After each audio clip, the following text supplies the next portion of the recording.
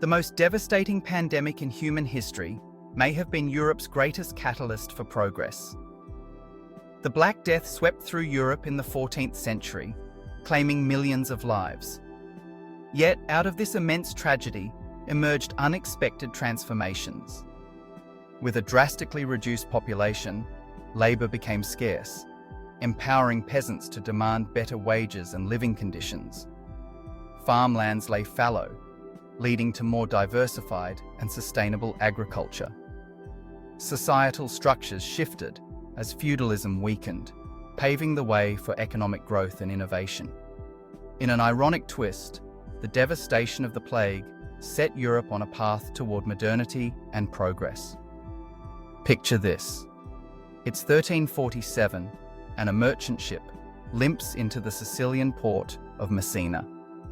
The crew is either dead or dying, their bodies covered in grotesque black boils. The few survivors beg for help, but instead of mercy, they bring something far more sinister: a microscopic hitchhiker that would kill 1/3 of Europe's population within just 7 years.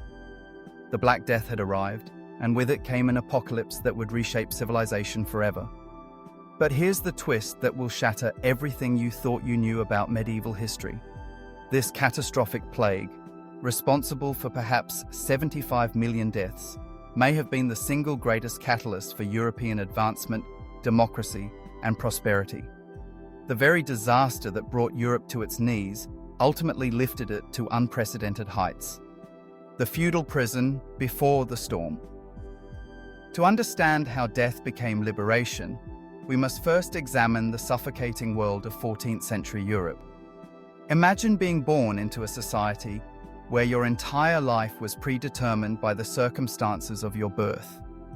If you were a peasant, which 90% of the population was, you were literally owned by your lord. You couldn't leave the land, couldn't choose your profession, couldn't even marry without permission.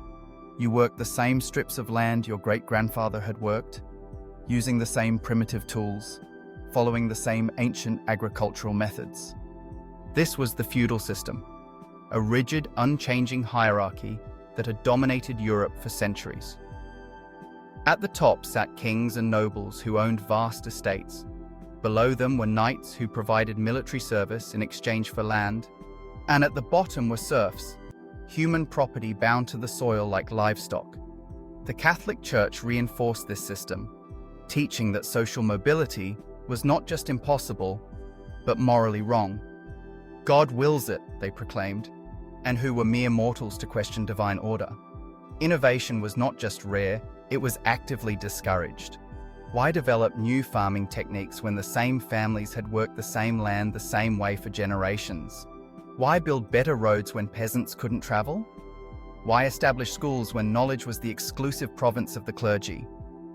Europe in 1340 was essentially a continent-sized prison, and most of its inhabitants didn't even know they were trapped. The Great Dying begins. Then came Yersinia pestis, the plague bacterium, riding in the guts of fleas on the backs of black rats aboard merchant ships from the east. What followed was a demographic catastrophe beyond comprehension.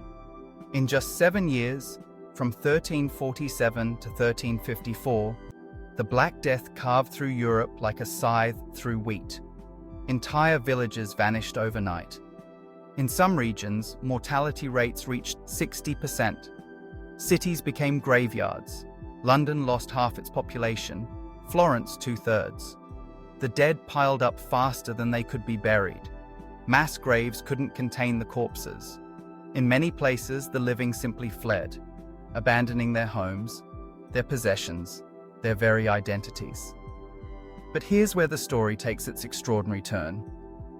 In the midst of this unimaginable horror, something remarkable began to happen. The very foundations of feudalism started to crack under the weight of depopulation. The unexpected revolution. The plague's most immediate effect was to create an acute labor shortage. Suddenly, the surviving peasants found themselves in an unprecedented position. They were scarce, and therefore valuable. Lords who had once treated their serfs as expendable property now faced empty fields and rotting crops. The economic equation that had kept millions in bondage for centuries was suddenly, dramatically reversed. Consider John, a hypothetical serf from a village in England. Before the plague, John was bound to his lord's land, forced to work 3 days a week for free, and forbidden from seeking better opportunities elsewhere. If he complained, there were dozens of other peasants who could replace him. But after the plague swept through his village, killing half the population, John suddenly found himself courted by neighbouring lords desperate for workers. "Come work my land," they offered, "and I'll pay you wages." Wages! The concept was revolutionary. For the first time in centuries, ordinary people had bargaining power.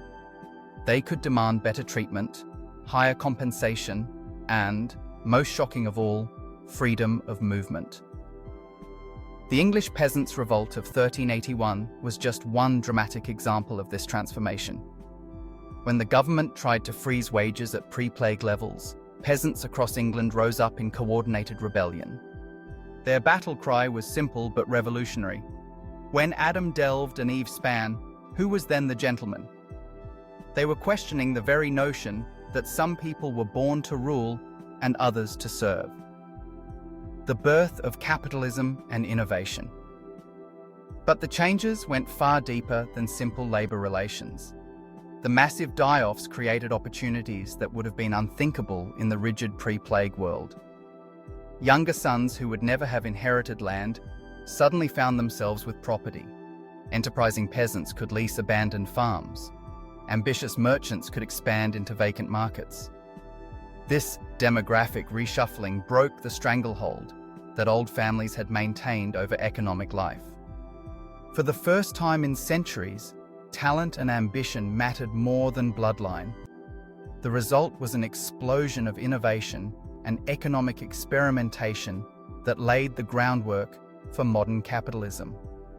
Consider the wool trade in England. Before the plague, wool production was controlled by established guilds and noble families using traditional methods. After the plague, new players entered the market, experimenting with different techniques, establishing new trade routes, and developing more efficient production methods. The result was not just economic growth, but the beginning of England's transformation into a commercial powerhouse. The same pattern repeated across Europe. In the German states, the shortage of traditional craftsmen led to the development of new manufacturing techniques and the rise of merchant capitalism. In Italy, the demographic disruption helped fuel the commercial revolution that would finance the Renaissance. The intellectual awakening. Perhaps most remarkably, the plague inadvertently triggered an intellectual revolution. The Church's failure to prevent or explain the pandemic shattered its monopoly on truth and authority. If God's representatives on earth couldn't protect people from disease, what other claims might be questioned? The psychological impact was profound.